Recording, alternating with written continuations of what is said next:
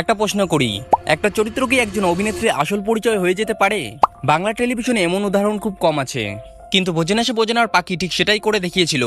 আজও অনেক মানুষ মধুমিতা সরকারকে তার আসল নামের আগে পাখি নামেই বেশি চেনেন।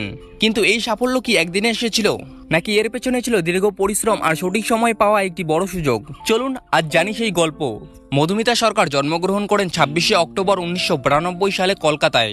ছোটবেলা থেকেই অভিনয়ের প্রতি তার আগ্রহ ছিল। সেই স্বপ্ন নিয়েই তিনি টেলিভিশনের জগতে নিজের যাত্রা শুরু করেন।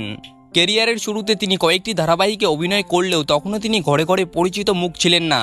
তবে একটা বিষয় তিনি কখনো ছাড়েননি, নিজেকে প্রতিদিন আরও ভালো অভিনেত্রী হিসেবে গড়ে তোলার চেষ্টা। এরপর আসে স্টার জলসার বোঝে না সে বোঝে না। এই ধারাবাহিকে পাখি চরিত্রে অভিনয়ের সুযোগ পান মধুমিতা। পাখি ছিল প্রাণবন্ত, দুষ্টু, আবেগপ্রবণ এবং নিজের মানুষদের জন্য সবকিছু করতে প্রস্তুত একটি চরিত্র। মধুমিতা চরিত্রটিকে এতটাই স্বাভাবিকভাবে ফুটিয়ে তুলেছিলেন যে অল্প সময়ের মধ্যেই দর্শক তাকে আপন করে নেন। আর অরণ্য পাখি জুটি বাংলা টেলিভিশনে অন্যতম জনপ্রিয় অন স্ক্রিন জুটিতে পরিণত হয়। সেই মুহূর্ত থেকেই মধুমিতা সরকারের অভিনয় জীবনে শুরু হয় এক নতুন অধ্যায়। বোঝে না শেষ হলেও তার পথ থেমে থাকেনি। তিনি পরবর্তীতে বাংলা সিনেমা, ওয়েব সিরিজ এবং বিভিন্ন নতুন প্রজেক্টে কাজ করেছেন। প্রতিটি কাজের মাধ্যমে নিজেকে নতুনভাবে তুলে ধরার চেষ্টা করেছেন।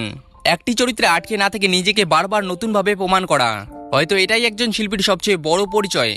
আজও যখন বাংলা সিরিয়ালে স্মরণীয় চরিত্রগুলোর কথা ওঠে, পাখি নামটি সবার আগে উঠে আসে।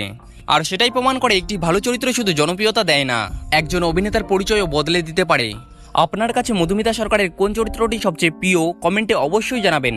ভিডিওটি ভালো লাগলে একটি লাইক দিন, চ্যানেলটি সাবস্ক্রাইব করুন এবং বেল আইকনটি অন করে রাখুন।